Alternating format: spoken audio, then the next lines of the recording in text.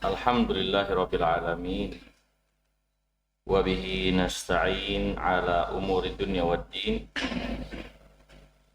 wassalatu wassalam ala asyrafil anbiya wal mursalin nabiyina Muhammadin wa ala alihi wa ashabihi wa man ittaba'ahu bi ihsanin ila yaumiddin. Asyhadu an la ilaha illallah wahdahu la syarikalah wa asyhadu anna Muhammadan abduhu wa rasuluh la nabiyya ba'dah. Amma ba'd. Hadirin yang dimuliakan oleh Allah Subhanahu wa taala. Alhamdulillah, segala puji hanya milik Allah. Kembali dengan nikmat dan karunia-Nya kita dipertemukan oleh Allah Subhanahu wa taala di tempat yang mulia ini. Semoga Allah Subhanahu wa taala merahmati kita sekalian, menambahkan taufik dan hidayahnya buat kita, dan semoga Allah memasukkan kita ke dalam surganya. Salawat dan salam semoga tercurahkan kepada Nabi yang mulia Muhammad sallallahu alaihi wasallam beserta para sahabat dan orang-orang yang mengikutinya hingga akhir zaman. Hadirin yang dimuliakan oleh Allah Subhanahu wa taala, mari kita lanjutkan pelajaran kita mempelajari kitab Subulus Salam min Sahih Sirati Khairil Anam. Kita di bagian akhir daripada peperangan Uhud, di mana sebagaimana kita ketahui bersama, Nabi yang mulia alaihi salatu wassalam di fase akhir perang Uhud ini mengalami kekalahan yang tentunya dengan hikmah yang Allah Subhanahu wa taala jadikan buat semuanya, ya, buat kaum muslimin baik yang ada ketika itu dan juga bagi orang-orang yang datang kemudian. Hadirin yang dimuliakan oleh Allah Subhanahu wa taala,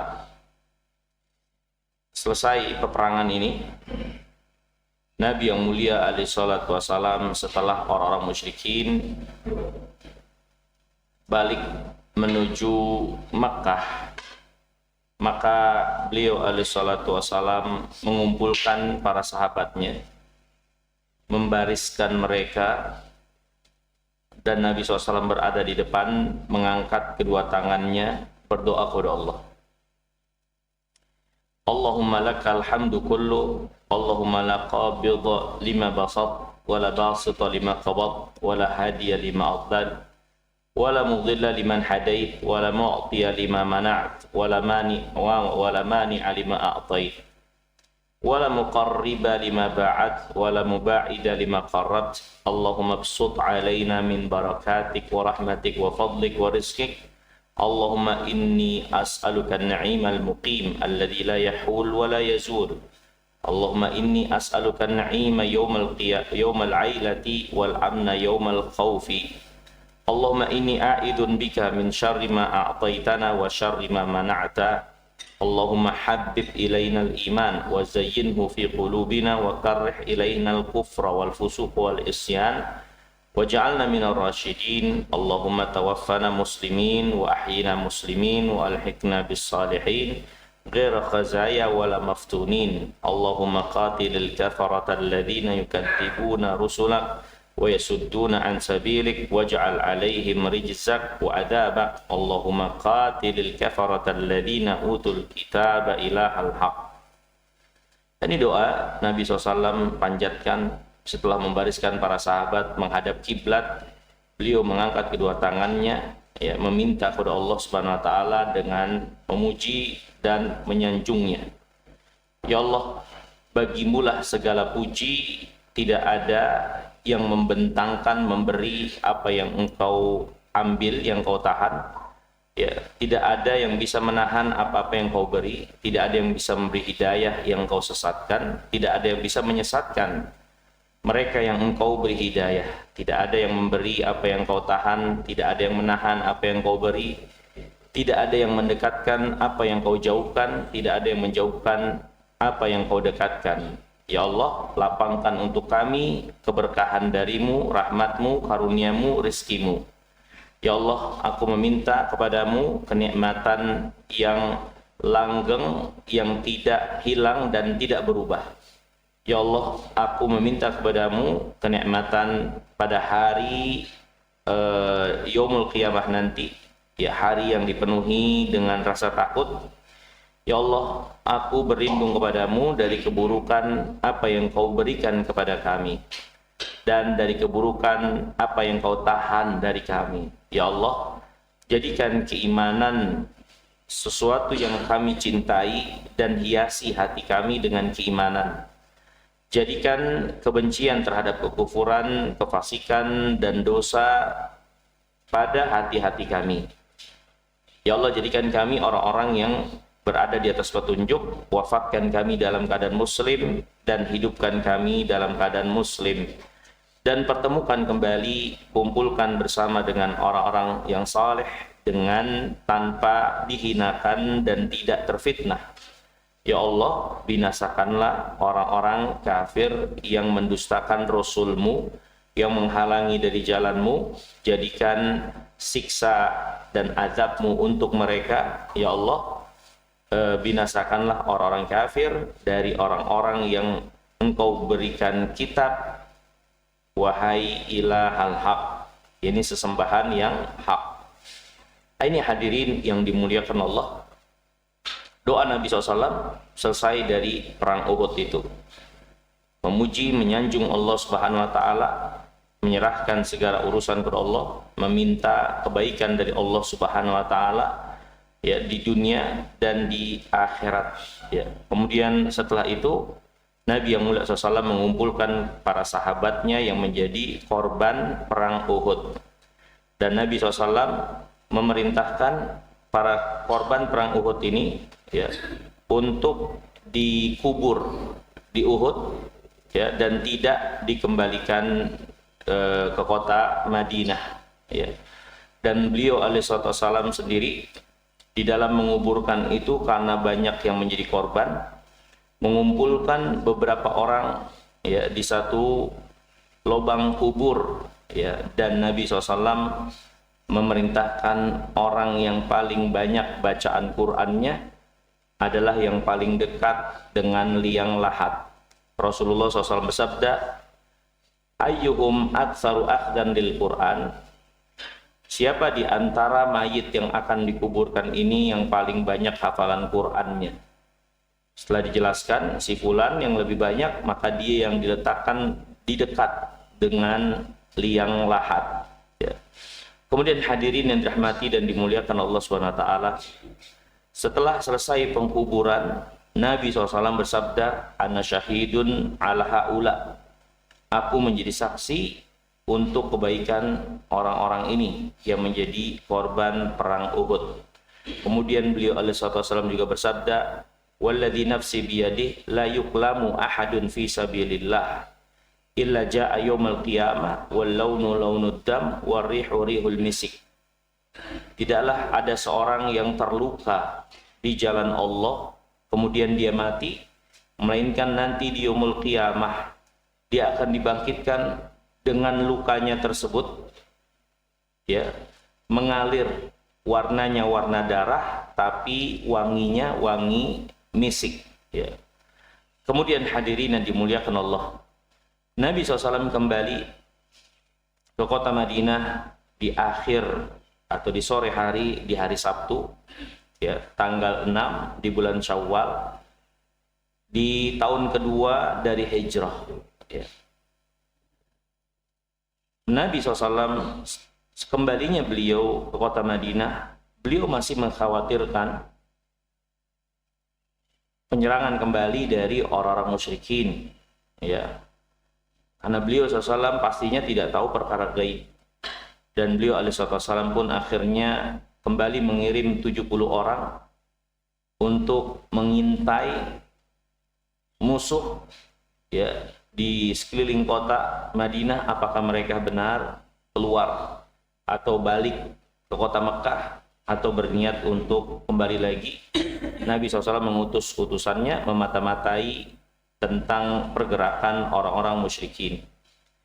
Dari Aisyah radhiyallahu taala annaha qara'at qaulullah azza wajal. Aisyah mengatakan, dia membaca firman Allah, alladzina istajabu lillah war rasul min ba'di ma asabahumul qarh lilladzina ahsanu minhum wattaqau ajrun 'azim. Orang-orang yang memenuhi seruan Allah dan Rasulnya setelah mereka tertimpa luka, ini kekalahan, musibah di perang Uhud. Orang-orang yang berbuat ihsan dari yang mengijabah seruan Allah dan Rasulnya serta bertakwa, bagi mereka balasan yang besar.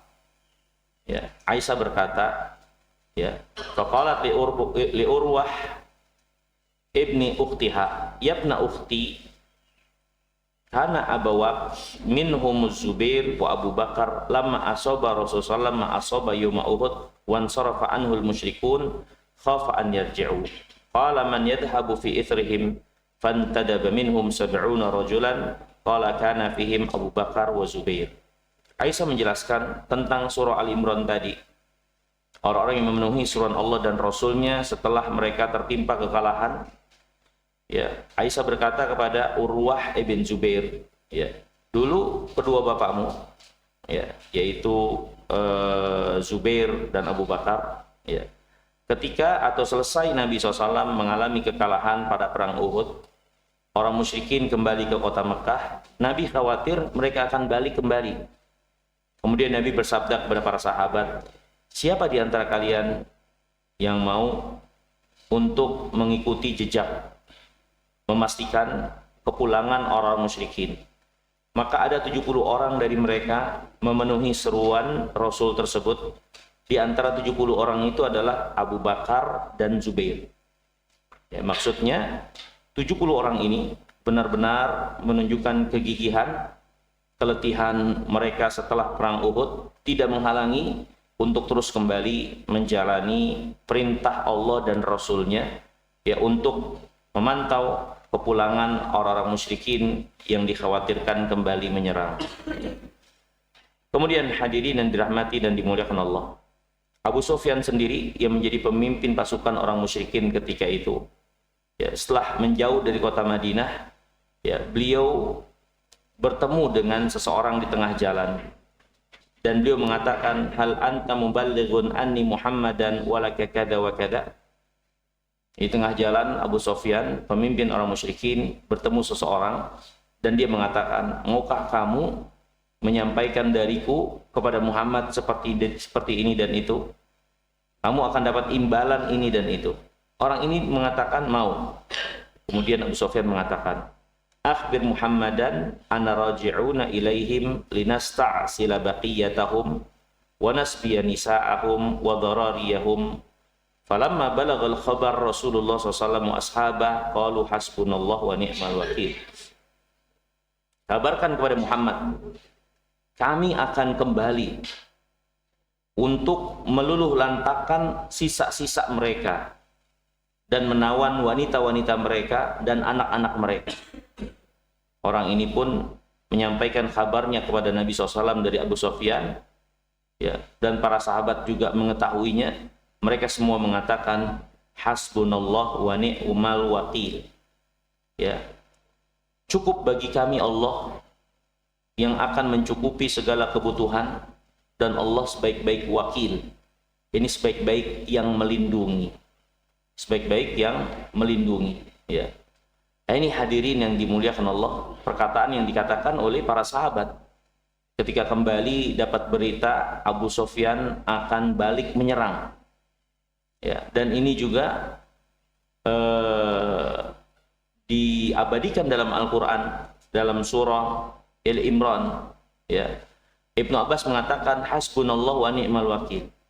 Ucapan hasbunallah wa ni'mal wakil, ucapan yang diucapkan Ibrahim ketika hendak dilemparkan ke dalam kobaran api. Qalaha Muhammad wa ashabu hina qala lahumun nas. Ucapan ini juga yang diucapkan oleh Nabi Muhammad dan para sahabatnya ketika diberitakan kembali kalau pasukan musyrikin akan kembali menyerang mereka ya setelah atau beberapa saat setelah berhenti perang Uhud. Allah berfirman, "Innan nasa qad jama'u lakum fakhshawhum fazadahum imanan wa qalu hasbunallahu wa ni'mal wakil." Sesungguhnya manusia kembali berkumpul untuk menyerang kalian, takutlah kalian kepada mereka. Maka tekanan itu menambah iman bagi orang-orang beriman, dan mereka mengatakan, cukup bagi kami Allah, dan Allah sebaik-baik pelindung. Ya. Ini hadirin yang dimuliakan Allah, menunjukkan kepada kita sekalian, ucapan ini, hasbunallahu wa ni'mal wakil, adalah ucapan yang berasal dari keimanan, dari saripati keimanan, penyerahan diri, tawakal yang penuh kepada Allah Subhanahu wa taala. Terkhusus ketika datang tekanan di hadapan mata dari rasa takut dan ancaman. Ya, seorang ucapkan ini sebagai bentuk totalitas penyerahan diri kepada Allah dan keyakinan Allah tidak akan menyia-nyiakan kebenaran dan apa yang dia perjuangkan dari kebenaran, ya, dan juga pernyataan kalau Allah itu sebaik-baik wakil yang melindungi, yang menjaga. Ya, ucapan ini diucapkan ya untuk penetapan, pengokohan keimanan, bukan menjadi zikir seperti yang dilakukan oleh sebagian orang, dibaca sekian kali, 1000 kali untuk mendapatkan ini dan itu, bukan. Tapi ini ucapan sebagai kesimpulan apa yang menjadi keadaan diri dari ketenangan dan ketawakalan penuh. Hasbunallah wa ni'mal wakil. Cukup bagi kami Allah, dan Allah sebaik-baik pelindung untuk setiap tekanan, rasa takut dan ancaman yang diancamkan di dalam beragama kepada Allah. Ini hadirin yang dimuliakan Allah. Ya, jadi bukan untuk dijadikan zikir sekian kali, 100 kali, 1000 kali, kemudian seorang mendapatkan ini dan itu, mendapatkan ilmu kebal seperti ini dan itu, maka ini bukan apa yang diamalkan oleh para nabi dan rasul dan para sahabat. Ya. Kemudian hadirin yang dimuliakan oleh Allah, dari peperangan ini, ya, terdapat beberapa pelajaran yang disebutkan di sini oleh penulis rahimahullahu taala dari pelajaran perang Uhud, ya. Di antaranya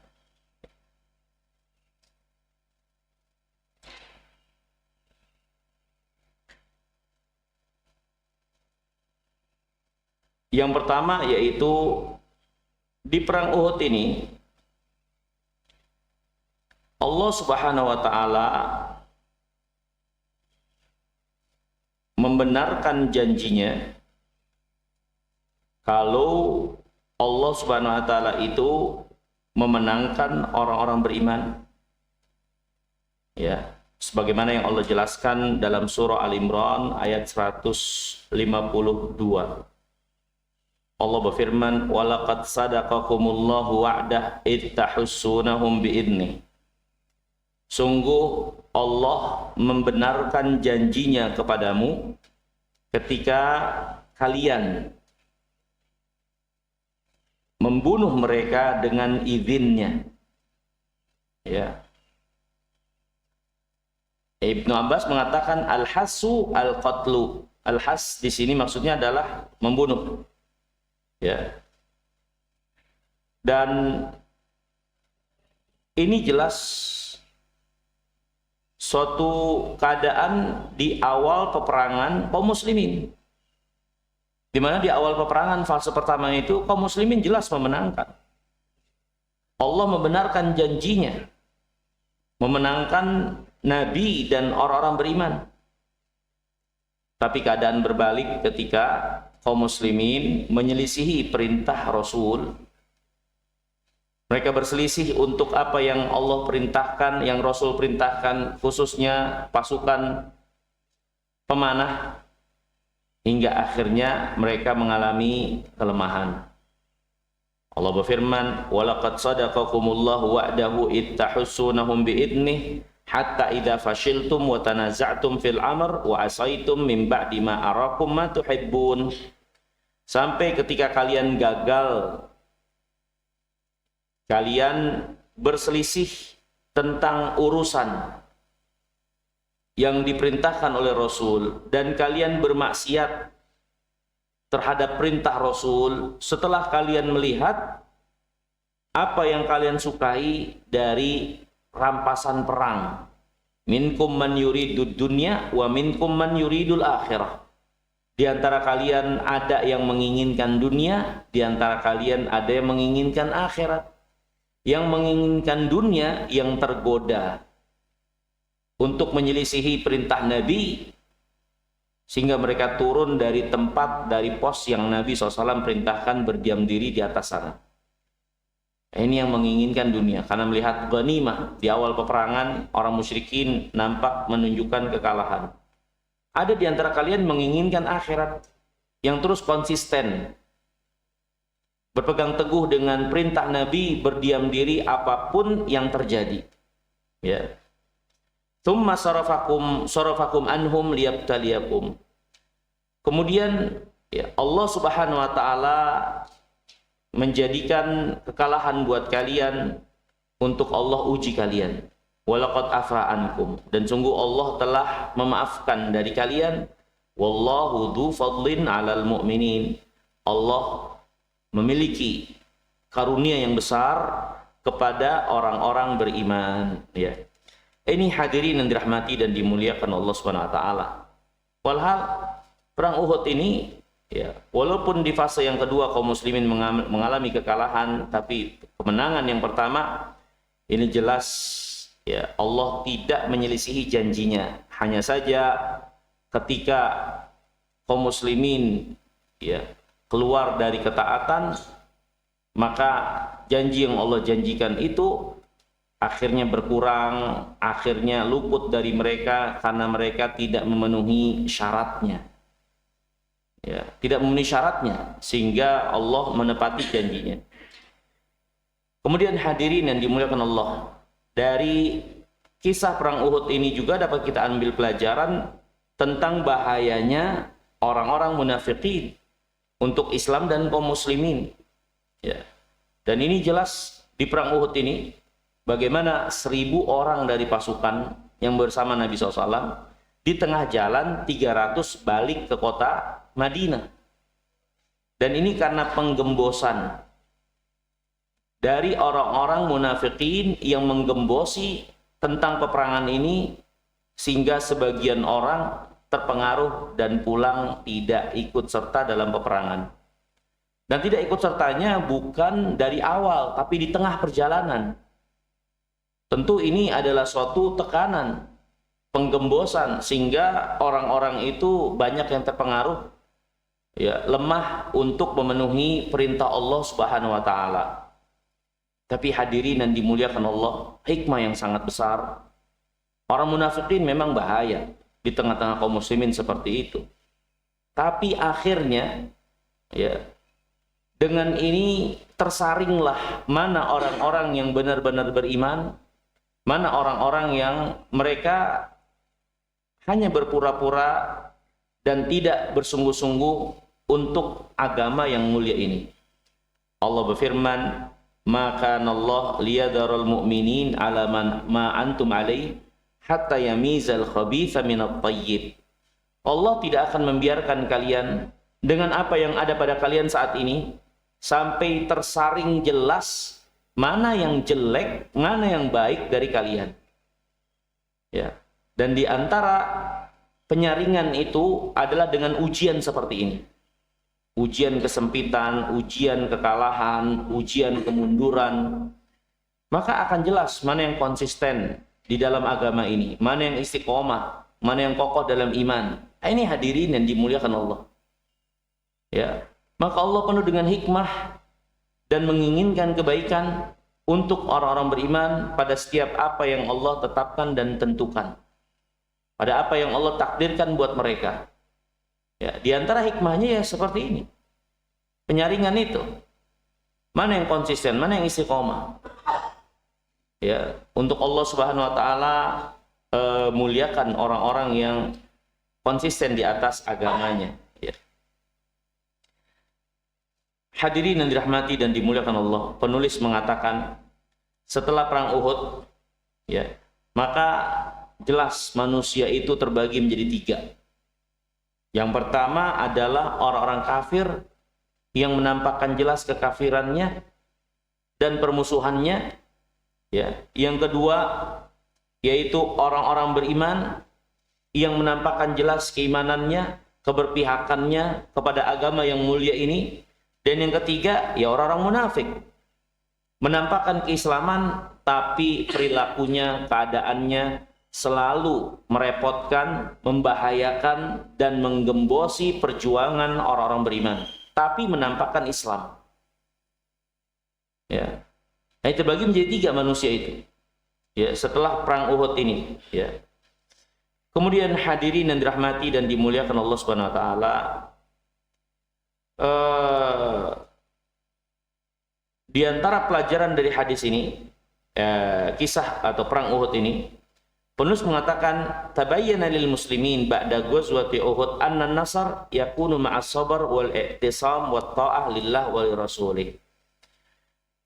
Kejadian perang Uhud ini memberikan pelajaran bahwasanya yang namanya kemenangan dari Allah hanya akan didapatkan bersama dengan kesabaran dan terus konsisten dalam ketaatan kepada Allah dan Rasul-Nya. Ya, kekalahan, kehinaan akan didapatkan dan menimpa bagi setiap mereka yang bermaksiat kepada Allah dan Rasul-Nya. Ya. Nabi yang mulia alaihi salatu wassalam bersabda, wa'lam anna nasar ma'as sabr. Ketahuilah kemenangan itu ada bersama dengan kesabaran. Ya, Nabi yang mulia alaihi salatu wassalam bersabda, ya, wa ju'ilat dhillatu was-saghar liman khalafa amri.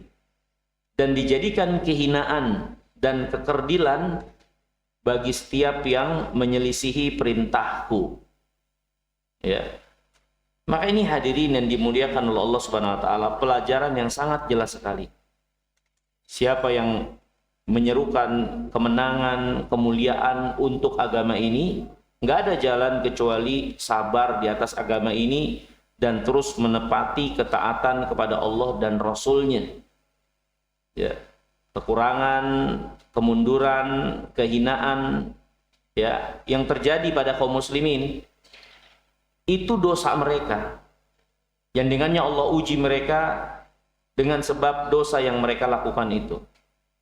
Makanya para ulama banyak mengatakan yang paling membahayakan kaum muslimin, yang paling ditakutkan untuk kaum muslimin itu bukanlah kecanggihan senjata-senjata musuh, kekuatan mereka. Justru yang paling berbahaya, yang harus dikhawatirkan oleh kaum muslimin adalah dosa-dosa mereka. Ya. Bukan senjata-senjata musuh untuk mereka khawatirkan berlebihan. Makar, tipu daya musuh. Ya benar, itu ada. Tapi untuk dikhawatirkan berlebihan, tidak perlu. Karena Allah jamin dalam Al-Quran.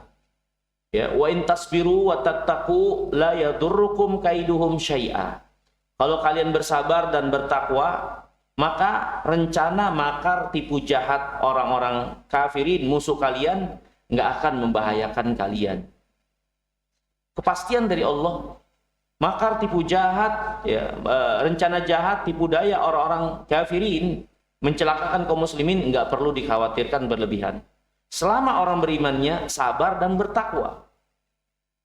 Tapi kalau mereka berada pada keadaan meninggalkan agamanya, meninggalkan sholat, ya, tidak ada minat untuk agamanya, tidak berpihak kepada agamanya, loyalitasnya kepada orang kafirin, itu yang paling bahaya.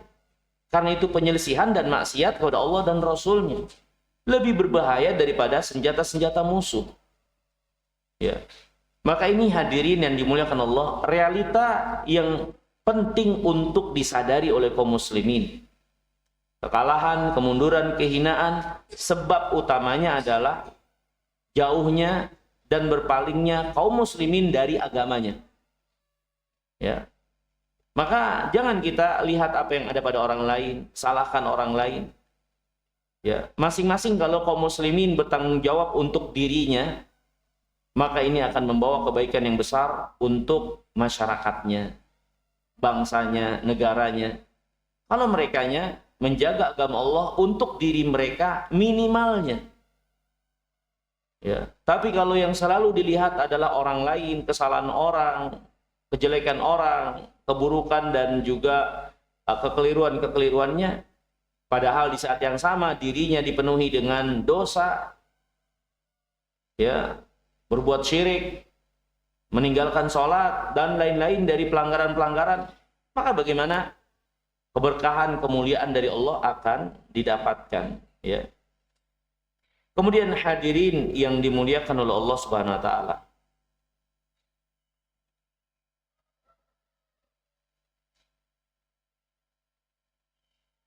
Allah Subhanahu wa taala berfirman dalam surah Al-Imran ayat 165.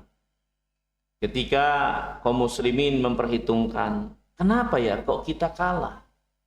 Kenapa terjadi kekalahan itu? Di momen depan mata orang-orang musyrikin jelas lari tunggang langgang di depan mata mereka. Mereka juga heran. Kenapa tahu-tahu mengalami kekalahan pasukan seperti itu sampai sebagian mereka membunuh temannya sendiri. Ya, saking kekacauan yang terjadi di barisan kaum muslimin. Allah berfirman, "Awalamma asabatkum musibatun qad asabtum mithlaiha qultum anna hadza." Apakah kalau kalian dapat musibah seperti ini, kalian tenggelam dalam kesedihan, ya, merasa lemah, padahal kalian telah menang dengan kemenangan 2 kali lipat sebelumnya, itu pada perang Badar. Ya. Kemudian kalian mengatakan, anna hadza, kenapa kekalahan di perang Uhud ini kami dapatkan? Allah berfirman, qul huwa min indi anfusikum. Katakan kepada mereka, wahai Muhammad, kekalahan itu berasal dari diri mereka sendiri. Ya karena kalian, pelanggaran kalian, dosa kalian. Sehingga kekalahan itu kalian dapatkan. Innallaha ala kulli syai'in qadir. Allah Subhanahu wa taala Maha Kuasa atas segala sesuatu. Ya, ini hadirin sebagai evaluasi.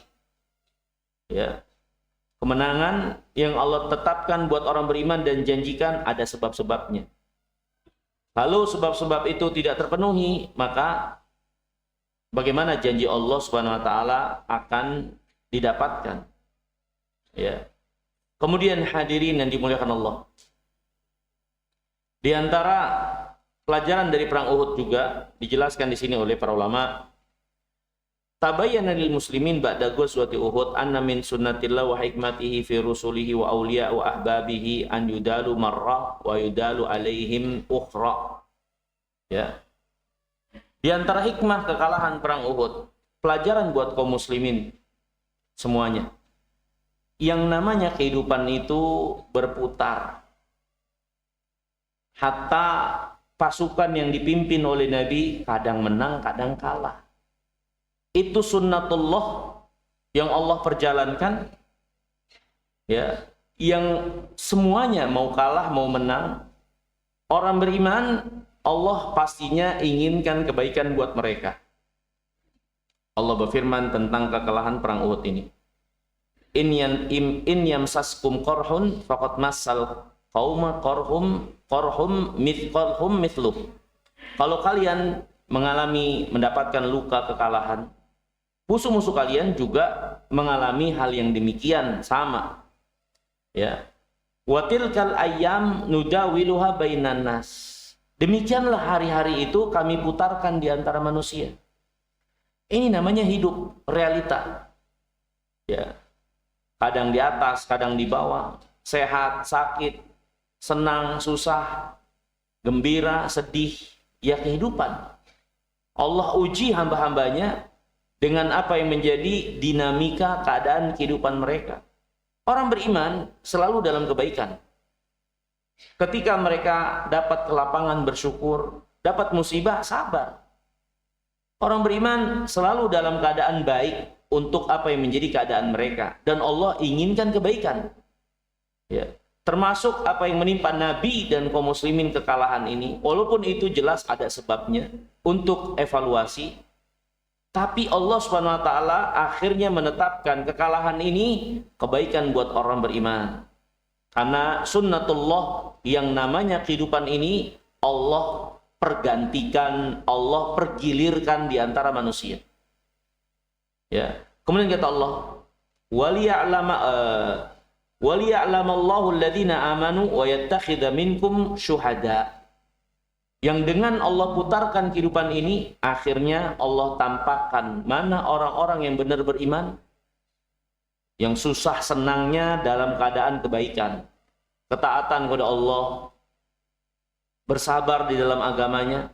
Mana orang-orang beriman dengan adanya perputaran keadaan ini. Dan juga dengan perputaran keadaan ini, Allah hendak menjadikan sebagian kalian orang-orang yang mati syahid, yang dengannya memperoleh kebaikan yang besar di sisi Allah. Ya, maka ini berarti Allah inginkan kebaikan buat orang beriman, apapun itu. Maka benarlah ketika Allah berfirman, wal aqibatu littaqwa, hasil kesudahan akhir yang baik bagi orang yang bertakwa, bagi orang-orang beriman. Kesudahan yang baik hasil akhirnya buat orang beriman, walaupun itu kekurangan, walaupun itu kekalahan. Ya, maka hadirin yang dirahmati dan dimuliakan Allah, nggak perlu dikhawatirkan berlebihan, sedih berlebihan. Ya, orang beriman jikapun mengalami apa yang dialami dari kekurangan, selama konsisten dalam iman, ya inilah realita kehidupan, dan pastinya Allah menginginkan kebaikan apapun itu keadaannya. Ya. Heraklius pernah bertanya kepada Abu Sufyan, ya, tentang bagaimana keadaan kalian dengan orang yang mengaku nabi itu, peperangan di antara kalian. Abu Sufyan mengatakan, al-harbu sijal. Ya.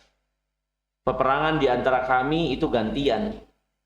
Kadang kami menang, kadang mereka yang menang. Ya. Kemudian Heraklius mengatakan, wa kadzalika rusul tubla wa takunu lahal aqibah. Demikianlah para rasul diuji, tapi hasil kesudahan yang baik pasti buat mereka. Ya. Jadi para rasul yang akan mengalami dari perputaran ini kekalahan, ya sesuatu yang menjadi sunnatullah dari dahulu. Tapi pastinya akhir kesudahan yang baik adalah buat mereka. Ya. Kemudian hadirin yang dimuliakan Allah, dari pelajaran perang Uhud ini, ya dijelaskan oleh para ulama, tabayyana lil muslimin annahu idza mata ar-rasul baqiyatir risalah.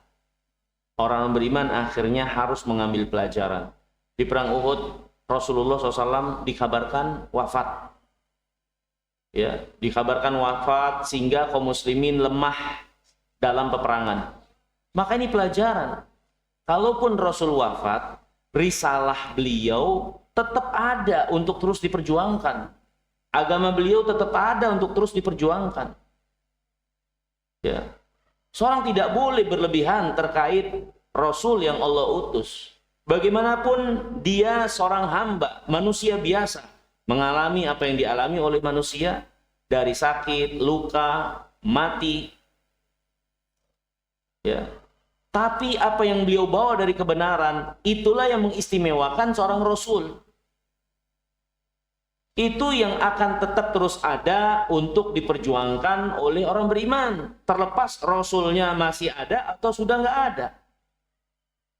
Orang beriman ketika mendengar kabar Rasulullah SAW wafat, semakin terpuruk mereka. Ya. Tapi akhirnya pelajaran dari Allah Subhanahu wa taala di kemudian hari. Ketika benar-benar Rasul itu wafat, ya Allah Subhanahu wa taala telah memberikan pelajaran itu buat kaum muslimin untuk tidak berhenti dan lemah dalam memperjuangkan agamanya. Allah Subhanahu wa taala berfirman, ya, wa ma Muhammadun illa rasulun qad khalat min qablihi ar-rusul. Afa in mat au qutilan qalabtum ala aqabikum. Muhammad tidak lain kecuali hanya seorang rasul. Telah berlalu sebelum beliau rasul-rasul yang lain. Bagaimana rasul-rasul yang lain? Mereka sudah nggak ada, sudah wafat. Muhammad juga sama seperti rasul-rasul itu. Dan apakah kalau Muhammad itu mati atau terbunuh, kalian mundur, putar balik ke belakang, murtad dari agamanya, nggak mau memperjuangkan agamanya? Waman yanqalib ala aqibai falam yadurullaha syai'an. Siapa yang nggak mau memperjuangkan agamanya, berbalik karena merasa nggak ada Muhammad sudah mati, maka mereka tidak membahayakan Allah sedikit pun juga. Ya, ini hadirin ayat yang dibacakan oleh Abu Bakar ketika Nabi SAW benar-benar wafat di hadapan mereka. Ya, yang akhirnya menyadarkan mereka bahwasannya apa yang mereka alami bersama Nabi dengan penuh keindahan selama ini, tetap saja itu dunia ada batasnya, mereka harus berpisah dengan Nabi SAW. Ya, tapi agama beliau, perjuangan dari agama ini nggak boleh berhenti. Dengan atau tanpa kita, dengan atau tanpa Nabi Muhammad SAW di tengah-tengah kita. Nah, ini harus dipahami oleh kaum muslimin dengan baik. Ya. Kemudian hadirin yang dirahmati dan dimuliakan Allah, Al-Imam Ibnu Qayyim rahimahullah sampai mengatakan bahwasannya kekalahan di perang Uhud ini akhirnya sebagai pelajaran pengokohan untuk kematian Nabi SAW yang akan dialami di kemudian hari. Ya, bahwasanya kalau Muhammad nanti wafat mati, maka untuk kaum muslimin jadikan pelajaran perang Uhud ini, mereka nggak boleh mundur, mereka nggak boleh berbalik ke belakang, karena risalah beliau tetap harus diperjuangkan. Kemudian hadirin yang dimuliakan Allah, di antara pelajaran dari perang Uhud ini juga dijelaskan oleh para ulama, yaitu tentunya kemuliaan dari Allah Subhanahu wa taala buat orang beriman dengan menjadikan sebahagian mereka orang-orang yang mati syahid. Ya, orang yang mati syahid. Ya. Ini suatu pencapaian besar buat orang beriman, mati syahid. Itu pencapaian besar. Ya, mati memperjuangkan agama Allah Subhanahu wa taala. Dengan kematian di mana apa yang diusahakan sampai matinya ini menjadi saksi kebenaran keimanannya. Ya, sehingga Allah muliakan dengan kebenaran keimanannya, dia berkorban apa yang dia miliki untuk agamanya, termasuk nyawanya. Itu menjadi bukti kebenaran keimanan untuk akhirnya dia nggak perlu diuji lagi selanjutnya. Hanya orang yang mati syahid, ya, di antara keutamaannya mereka selamat dari fitnah kubur. Mereka nggak ada pertanyaan kubur. Orang yang mati syahid. Nabi SAW bersabda, cukup kilatan pedang, ya, itu sebagai ujian buat mereka, sehingga mereka nggak perlu lagi dan dijauhkan, tidak mendapatkan lagi fitnah kubur. Ya, belum lagi keutamaan yang lainnya. Bahwasanya yang mati syahid itu tubuh mereka memang mati, tapi mereka hidup di sisi Allah, diberi rizki. Nabi SAW menjelaskan bagaimana orang yang mati syahid, roh-roh mereka itu, ya, berada di paruh-paruh burung di surga yang berterbangan atau terbang kemana mereka mau di surga. Ya, ini orang yang mati syahid. Mereka tetap hidup di sisi Allah Subhanahu wa taala. Dan banyak dari para sahabat, ya kurang lebih ada 70 orang ya yang mati di perang Uhud ini, ya. Kemudian hadirin yang dimuliakan oleh Allah Subhanahu wa taala, di antara pelajaran dari perang Uhud yang lainnya dijelaskan di sini oleh penulis, terdapat kurang lebih atau terdapat 60 ayat surah Al-Imran khusus membicarakan tentang perang Uhud ini. Ya. Ada kurang lebih 60 ayat membicarakan tentang perang Uhud ini. Tapi menariknya, dari urutan ya 60 ayat itu, ya sekitaran dari ayat 120-an, ya Allah jelaskan, ceritakan tentang perang Uhud. Di tengah-tengah itu Allah Subhanahu wa taala jelaskan ayat, sebutkan ayat tentang pelarangan riba. Ya. Itu dari ayat 20-an. Itu kan menjelaskan tentang perang Uhud ke 60 ayat selanjutnya. Tapi menariknya di tengah-tengah, di ayat 130 Allah berfirman, "Ya ayyuhalladzina amanu la ta'kulur riba ad'afan mudha'afah." Wahai orang-orang beriman, ya, janganlah kalian memakan riba secara berlipat ganda. Wattaqullaha la'allakum tuflihun. Ya. Bertakwalah kalian kepada Allah Subhanahu wa taala, ya, agar kalian menjadi orang yang beruntung, ya. Nah, penulis mengatakan, apa sekiranya yang bisa kita pahami hikmah, ya, pelarangan riba dijelaskan di tengah-tengah penjelasan tentang perang Uhud. Ya, penulis mengatakan anal jihad fi sabilillah muhtajun lil mal kama huwa muhtajun lin nafs. Yang namanya jihad itu butuh kepada harta. Ya, sebagaimana jihad juga butuh kepada pengorbanan nyawa. Ya, oleh sebab itu banyak dalam Al-Qur'an perintah jihad itu Allah Subhanahu wa taala iringi jihad dengan harta dan jihad dengan nyawa. Ya, Allah berfirman, "Ya ayyuhalladzina amanu hal adullukum ala tijaratin tunjikum min adzabin alim tu'minuna billah wa tujahiduna billah wa tujahiduna fi sabilillah bi amwalikum wa anfusikum." Kalian jihad di jalan Allah dengan harta dan diri kalian. Ya. Jadi harta memiliki peran penting dalam jihad, bukan sekedar nyawa. Maka ini diantara hikmah dijelaskannya di tengah-tengah penjelasan tentang perang Uhud, Allah jelaskan tentang masalah riba, ya.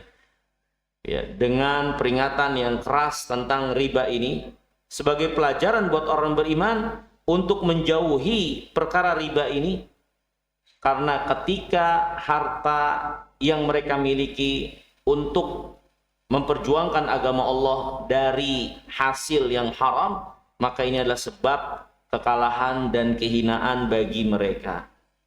Ya. Sebagaimana jiwa-jiwa mereka untuk berjuang di jalan Allah ini adalah dengan jiwa yang ikhlas, yang bersih, maka harta pun demikian. Yang diinfakkan di dalam agama Allah untuk diinfakkan dari harta yang bersih, ya, dari harta yang halal, ya, bukan dari harta yang haram, ya. Ini hadirin yang dimuliakan Allah, sekiranya ya dijelaskan oleh para ulama di antara hikmah penjelasan tentang masalah riba di tengah-tengah ayat yang sedang menjelaskan perang Uhud ini, ya, jelaskan tentang perang Uhud ini, ya. Wallahu taala jalla wa a'la wa a'lam, ya. Mungkin ini yang bisa kita pelajari, ya, dari perang Uhud, ya, sampai pada pelajaran yang disebutkan oleh penulis.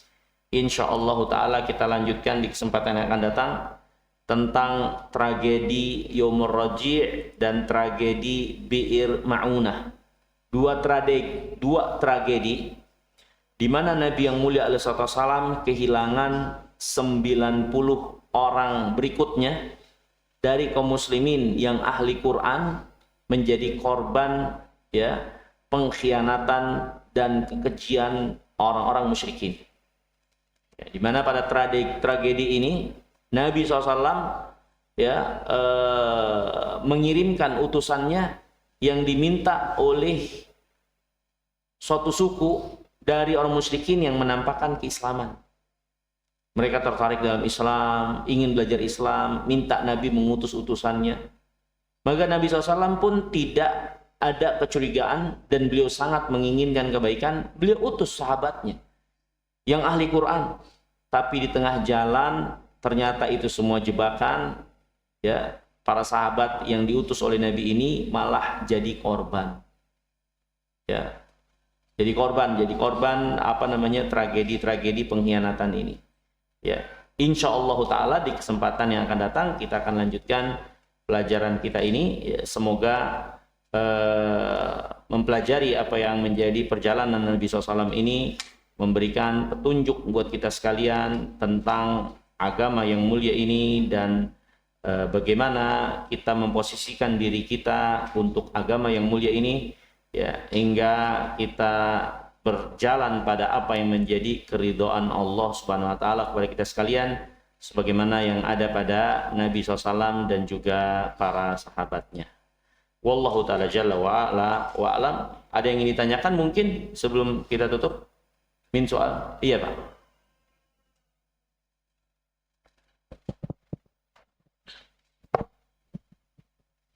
Assalamualaikum warahmatullahi wabarakatuh. Waalaikumsalam.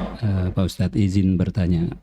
Tadi dikatakan setelah perang Uhud manusia terbagi menjadi 3. Ya. Ada orang kafir, orang beriman dan orang munafik. Orang munafik ini yang menggembosi pasukan kaum muslimin. Mereka lari dari medan perang kembali ke Madinah. Pertanyaan saya, apa yang Nabi lakukan kepada mereka setelah perang Uhud selesai? Ya. Apakah Nabi menghukum mereka ataukah Nabi justru mendakwahi mereka atau bagaimana? Ya. Terima kasih. Assalamualaikum warahmatullahi wabarakatuh. Iya, menarik pertanyaannya. Ya, apa yang Nabi SAW lakukan terhadap orang munafik itu? Ya, Nabi yang mulia alaihissalam, kalau kita perhatikan, ya, banyak memaklumi, memaafkan. Ya, ingat kita kisah perang Tabuk, di mana orang-orang munafik yang nggak ikut perang datang kepada Nabi, mengungkapkan dengan retorikanya sejumlah alasan sehingga nggak bisa ikut perang. Padahal mereka bohong, Allah tahu. Tapi Nabi terima sudah.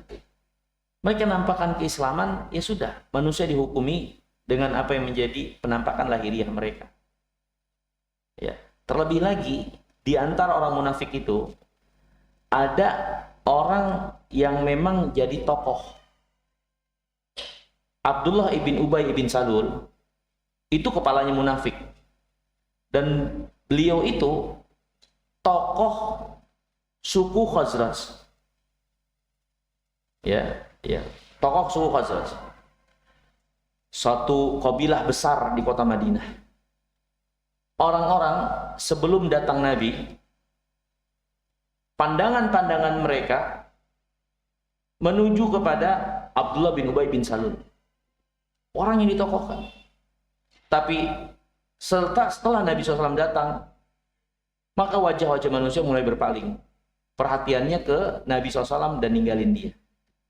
Mungkin ini diantara sebab kenapa akhirnya dia merasa ditinggalkan, kecewa, tapi nggak bisa nunjukin kekecewaannya.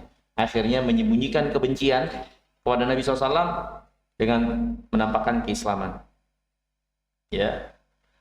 Nah, datang sejumlah kejelekan, gangguan Abdullah bin Ubay bin Salul ini bukan hanya kepada kaum muslimin, bahkan kepada Nabi sendiri.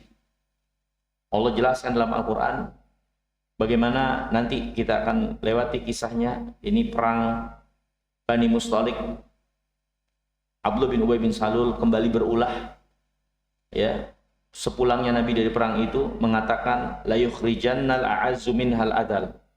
Allah abadikan dalam surah Munafiqun. Orang yang mulia akan mengusir orang yang hina sekembalinya ke kota Madinah. Maksudnya orang yang mulia adalah mereka. Orang yang hina, orang muhajirin termasuk Nabi, itu pengen diusir dari kota Madinah. Sampai kabarnya kepada Nabi SAW, bahkan kaum muslimin pun mengetahui, termasuk Umar. Umar minta izin untuk memenggal kepalanya, Nabi nggak izinkan. Dan Nabi SAW mengatakan, ya, di antara sebab alasan beliau tidak mengizinkan, kekhawatiran beliau. Kalau dia diberi sanksi, dieksekusi, padahal layak untuk itu, takut banyak orang nanti salah persepsi kalau Nabi SAW membunuh sahabatnya sendiri. Ya, maka beliau akhirnya tidak bertindak, tidak menghukumi mereka. Kenapa? Karena khawatir menimbulkan keburukan yang lebih jelek, kekisruhan di tengah-tengah kaum muslimin yang sebagian mereka masih suka dengerin orang munafik itu. Karena orang munafik ini tokoh, ucapannya biasa didengar, dan Allah sendiri berfirman dalam Al-Quran, wa minkum samma'una lahum. Dan ada di antara kalian itu suka dengerin ucapan orang-orang itu. Ya, akhirnya Nabi SAW tidak eksekusi. Bukan karena apa-apa kecuali untuk menghindari kejelekan yang lebih besar dari persepsi buruk terhadap seorang Nabi. Ya, yang itu adalah kekufuran, maka Nabi SAW ya mengambil mudarat yang lebih kecil, membiarkan akhirnya mereka tetap berada di kota Madinah dengan sejumlah pergerakan-pergerakan buruk mereka ya yang dilakukan kepada Islam dan kaum muslimin. Seperti itu. Ini Nabi SAW enggak memberi sanksi atau mengeksekusi secara khusus.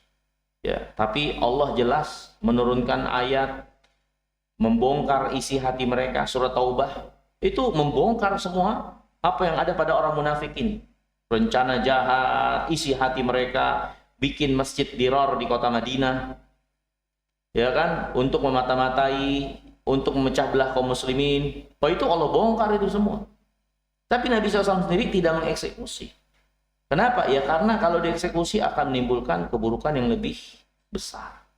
Ya, maka ini jadi tidak setiap tindakan kejelekan itu untuk diberi sanksi atau dieksekusi kalau menimbulkan keburukan yang lebih jelek.